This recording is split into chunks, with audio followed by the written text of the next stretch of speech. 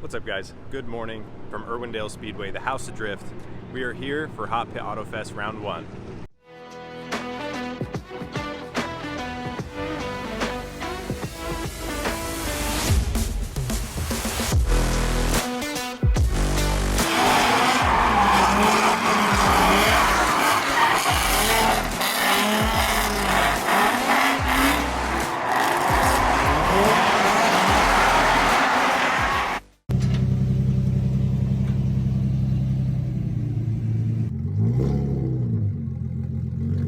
Friday, the day before the actual competition, which means we've got tech inspection, driver's meeting, and then a day full of practice. As you can see, we've got Alex, my car, and Logan's new car all lined up. Everybody else is just now pulling in. It's gonna be a real fun day and a really exciting weekend.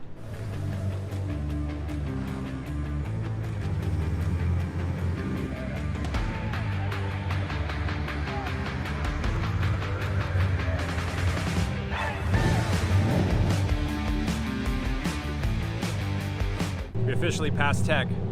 The car is good to go. We are ready to drive in Pit Autofest. This is surreal, honestly, it's crazy. I'm super excited though. We're about to go to the driver's meeting and then get on track for some practice.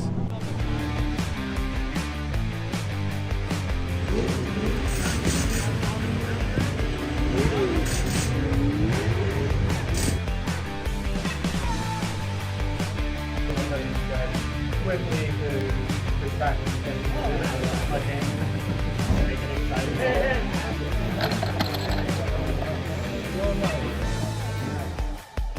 Here we go, on grid at Irwindale Speedway, Pit Autofest 2024. How is this real life? Warming up my tires here for the first couple practice laps. Lose a front bumper, we don't need that where we're going. Big shout out to Mitch, helping us out all weekend, always in good spirits. Here we go, one of my first few practice laps. Now I gotta say, the biggest issue I had, at least in the beginning, was trying to figure out what gear to be in. Obviously I'm initiating in third, running the bank in third, and then slowing down here, downshifting into second, and running the whole infield in second.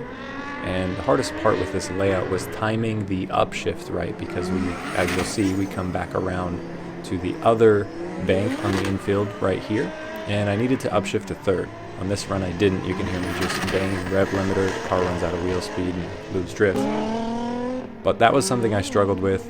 Probably the first half of practice on this first day was just timing that upshift right. There was a couple times I misshifted because the trans doesn't like to go into third. Definitely a big learning curve. You can see here I'm doing my first chase run of the day and really kind of mess up the line because I'm just doing my best to keep up with him, which means chopping the line pretty severely. Ends up hurting me because it puts me way off line.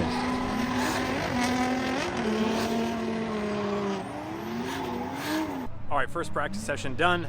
The Z survived. It's surreal being here, honestly. I am super happy. Still have a lot of work ahead of me, a lot of figuring out to do. You may have seen we drew a chip number 34. That puts us in the death match, meaning we didn't make it into top 32, so we have to battle our way into top 32. They kind of do it the way roulette does, where there's no qualifying. It's just a chip draw. Whatever number you get dictates where you're at in the brackets. We ended up with a chip really low in the brackets, so we're going to be doing a death match tomorrow before top 32. So, like I said, we've got our work cut out. So far, the track's feeling good. It's just a matter of me figuring out exactly how to drive it. Got about 4 or 5 laps in that first practice session. Just starting to feel things out. Gonna get back out on track in just a minute here and get some more practice laps underway. All right, back out for practice again. This time we loosened the car up a bit by adding some air pressure, and it really made a difference. You can see right away I'm on the wall. This was one of my better lead runs. Really starting to feel good, really getting that first zone dialed. The infield, still doing okay. Not great, but not bad. You can see I'm getting all the way out to this zone here. And this is where I've been struggling with the most. This is an inner clip here. You can see I'm really far off the inner clip. Struggle to get it into third gear, and then it puts me way offline on this last outer zone. You're supposed to ride the wall that whole way around, and I was missing that one. Last practice lap of this session here.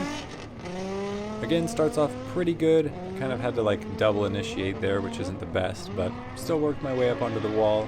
Again, I was feeling pretty good with this big, long outer zone most of the day. I did come off a little early, which put me shallow into outer zone 2, and then you'll see it really messed up my line in outer zone 3. I was going to hit the cone, decided to just go around it, and it actually put me in the best spot. Totally missing the inner clip, but it set me up great for this last outer zone. You see, this is one of the only times I get all the way out to the wall.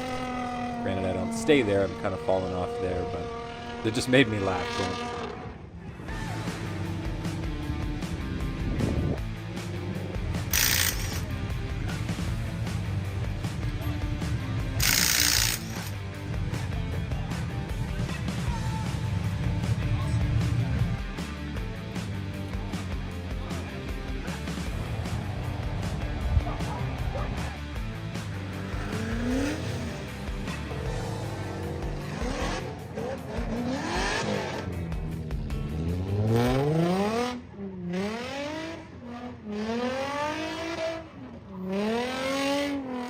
Last practice session of Friday. We've got some fresh tires on this thing, and these last couple laps the car really started to feel a little down on power. It started breaking up at the top end when I was wide open throttle, especially coming around this last outer zone.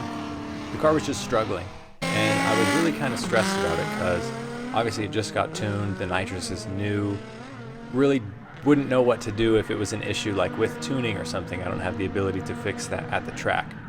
As you can see, I'm still sending it, still trying, but there's definitely an issue. The car just doesn't feel the same as it did in the morning. If you can see, I hit that outer zone. I hit that thing like 3 or 4 times just going too wide there, but that was definitely kind of a stressful way to end practice on Friday. I just wasn't really sure what was going on with the car. All right, day 1, practice in the books. Ending the day feeling pretty good. It definitely was a struggle. Took some getting used to. Obviously, this is a track I've only driven once, and it was like a year ago. A layout I've never driven, so of course, it's a learning curve. I wasn't expecting to just hop out and nail it right away. I think what I struggled the most with was just trying to figure out what gear to be in and where to shift. On the run-up, need to be in 3rd along that long outer zone.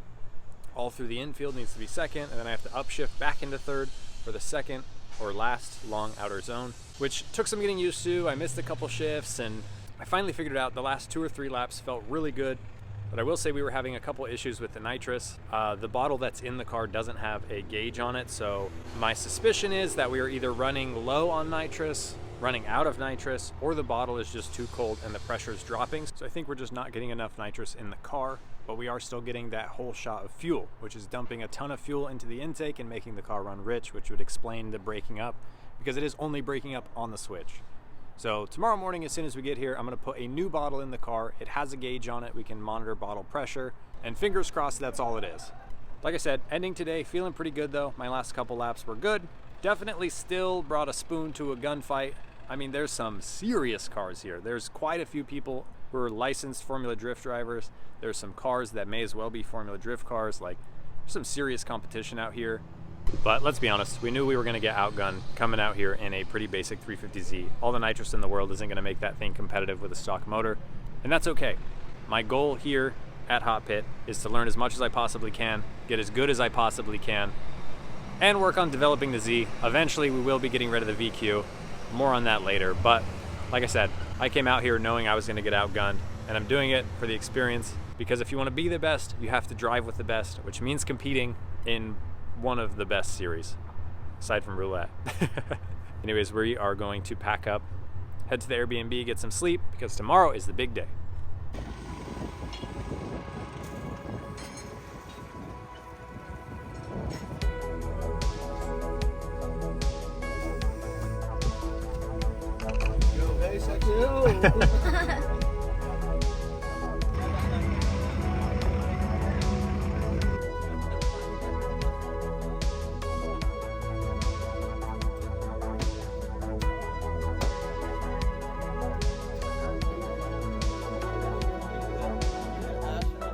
Good morning from Irwindale Speedway, Hot Pit Autofest, day 2. Today's the big day, competition day, and we've got our work cut out. So with the chip draw, put me in the death match, which means I don't have a spot secured in top 32. I've got to battle my way in. And the guy I'm battling is driving like 1,000+ horsepower FD built car. So definitely have our work cut out. But he didn't do any practice laps yesterday, 0. He's had car issues all day. So I don't know if his car is working, if he's gonna make it or not, but either way, I'm gonna have fun. I'm looking forward to a real good day. Like I said before, I'm here to learn, here to grow as a driver. That's exactly what we're gonna do. We did wake up to a bit of rain. You can see the ground's wet. It's not currently raining, but there is rain on the forecast kind of throughout the day. So we'll see how it goes, but we're gonna do everything to get Alex and I prepped. We're gonna get our hot pit set up down by the track and get this day going. I found the problem to yesterday's issues with the car. This is empty.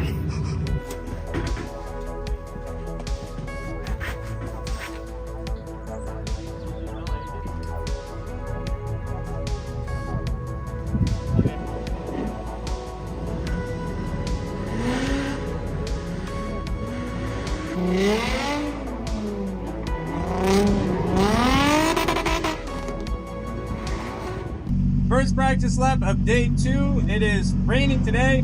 Track looks a little patchy, so we're gonna take it easy and just get a feel for it.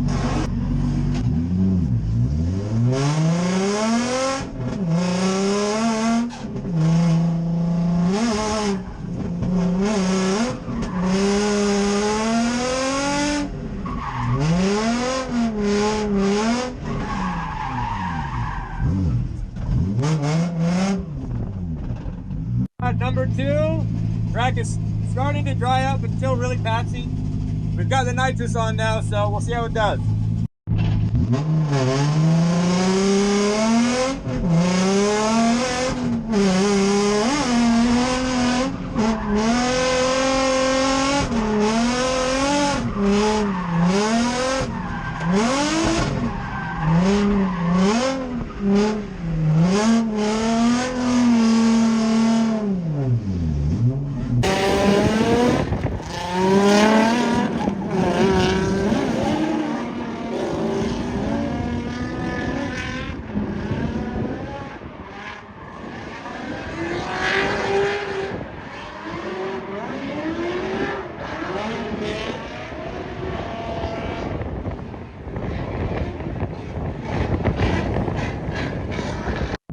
Practice lap number 3. It's really tricky coming off the bank line, and then you come into the infield, it's soaking wet. It's like ice skating there. So go up fast, get really slick. See if we can figure it out this lap.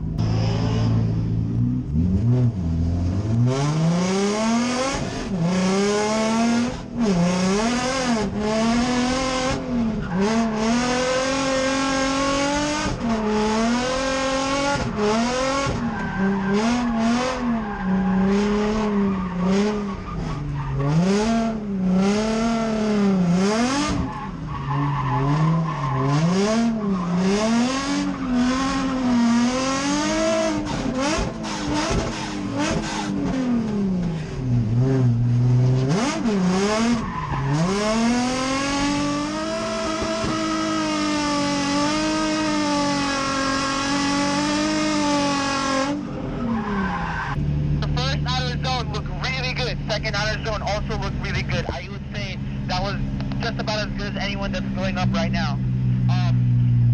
You need to fix the inner clip into the 4th outer zone. I don't know what happened, but everything else looked really good actually. And the 3rd outer zone was a little shallow, so you need to go deeper there. And then on the wall, on the 4th outer zone, it looked really good too, so just do what you're doing.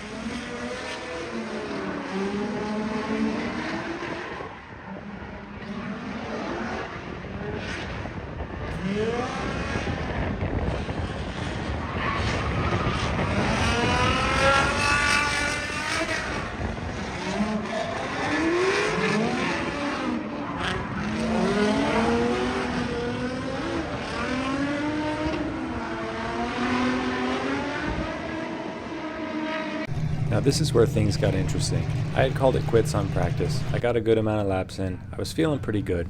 Alex calls me over to his car and he tells me, hey, that guy you were going to battle just pulled up and let me know his car is broke. He's out. So, just found out that the guy I was going to battle in deathmatch, who was the crazy pro car, apparently broke. So we're skipping deathmatch. We're going straight to top 32, which means we're going to be on the live stream. We're going to be in the show, and I'm super excited. It does also mean we're battling the champion from last year, Dustin Farrell. That dude's sick, and at least I know I can trust him and I can do my best to put it on his door. So we're going to have a good time. So practice is over. We're all hanging out, relaxing, catching up, comparing notes. It's the calm before the storm, if you will. Track staff's cleaning up one of the last cars that crashed in practice, and all of a sudden I see my competitor's car pull up to the line, and competition's gonna start in just a few minutes, and of course my car won't start. So now I'm really stressing. I wasn't expecting to battle this guy. My car doesn't start. As you'll see here, we end up just push starting the thing, and now I'm pulling up to the line, a little frazzled, to be honest. I wasn't in the same calm, cool, collected mental state that I was 10 minutes ago. And to make matters worse, it had started pouring rain after I just got used to a mostly dry track. Now they were nice enough to give us a sight lap because we were the first battle up, and between practice and battles in that 30-minute window, it had gone from dry to drenched. I mean, it was pouring rain. I know it doesn't really look like it in this clip, but the track conditions changed drastically, and I really should have taken this sight lap more seriously. I was kind of just getting a feel for things, trying to see where the grip was, where it wasn't, and looking back at it, my competitor, he drove it at like 100% on the sight lap, and I think that's one of the reasons he was so locked in, as you'll see in the battle. Oh, they're going at it now? Okay, so this is a battle. I believe that was a sight lap. This will be the beginning of the battle. Tony Crispin in the lead. Brian Wills in the follow. Brian Wills in the follow. Tony Crispin, I haven't heard that name in a long time. I used to watch him drift a bunch at... oh, nope, there we go. Little bobble there, but that's the rain, Gary. It's good to see that these guys are trying to persevere through this, and this is a death battle. Just hitting the very end of that outer zone there, Tony Crispin, and Brian Wells right behind him. And a little straight in there it's not what we want to see, especially in the rain. You definitely don't want to go, you won't want to straighten out in the rain. It's almost impossible to do. Now, in all that excitement to get up to the line, I forgot to turn my GoPro on the lead, so this is me pulling back around from my lead lap, and we're going to line up for the chase, the second half of this battle. Now, I really didn't feel that bad on my lead. Yes, I did make a little mistake here and there. I was a little offline, but overall it wasn't terrible. And as you saw him in the chase, he did make a mistake too. So I went into this part thinking I might have a chance. I just have to drive pretty hard.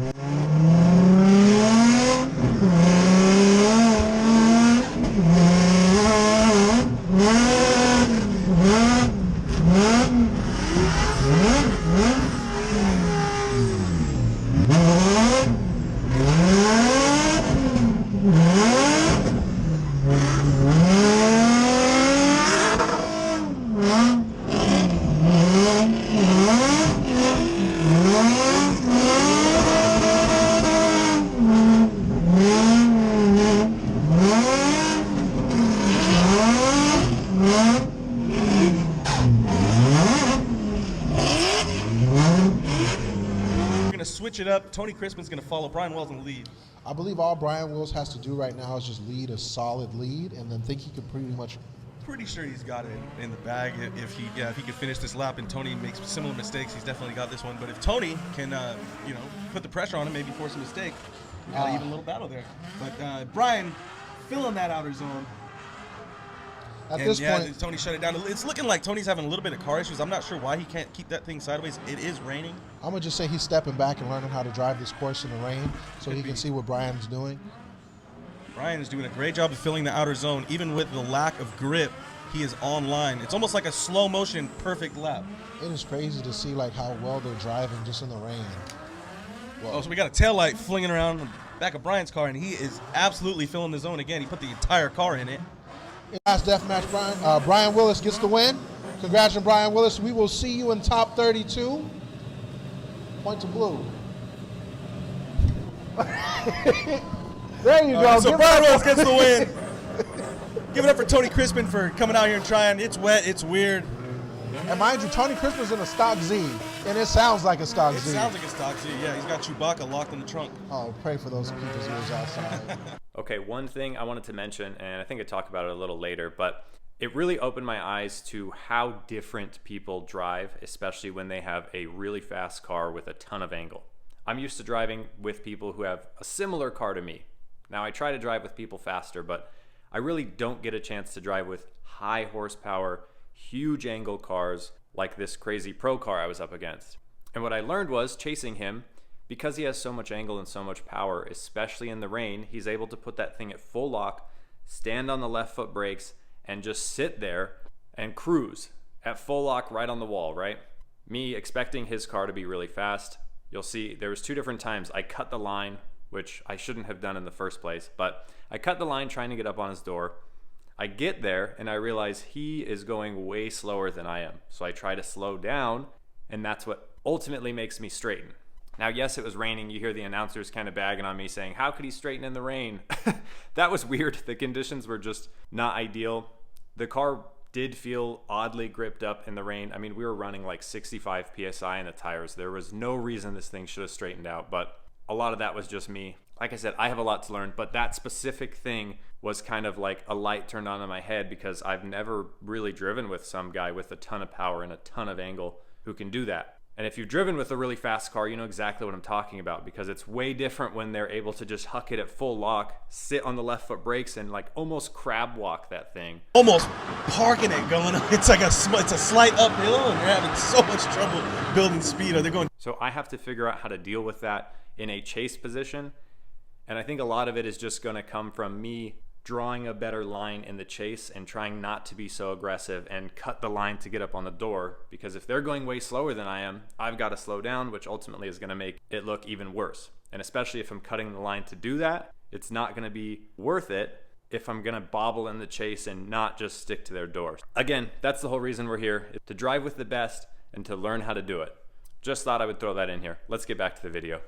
Results aside, gotta give a massive shout out to the team. Kept Alex and I on track the whole weekend. Everybody was in good spirits. It was a great time. This whole experience was surreal. I mean, getting to sit at this table with a bunch of legendary drivers, sign autographs for excited fans, really is a dream come true. I mean, I remember being a kid going to events like this and just being so excited to have a driver sign a poster just like I'm doing here. You know, it's crazy to be on the other side of things. So I'm really grateful to be here, to be part of this series. Thank you so much. It's a dream come true. We've got a lot to learn, but I'm going to keep doing my best. I'm going to keep having fun along the way. Well, that's a wrap. Hot Pit Autofest, round 1. It's surreal that I'm even here. Yes, I lost, ended up in the death match, and then lost. So I didn't even make it into top 32. But we learned a lot. It's kind of funny, ended up going up against probably the fastest car in the field. I mean, that's like an FD car that makes like 1,200 horsepower or something. But it opened my eyes to some improvements I can make on my own driving, because he drives a completely different style than I do, because he has so much power, so much angle. So things I've got to learn, things I have to adapt to, and that's why I'm here, to learn, to progress as a driver. So did we win? No, not even close. But like I said, we learned, we're getting better, and the car's still in one piece. It ran good the whole time. Nitrous is working good. The tune felt good.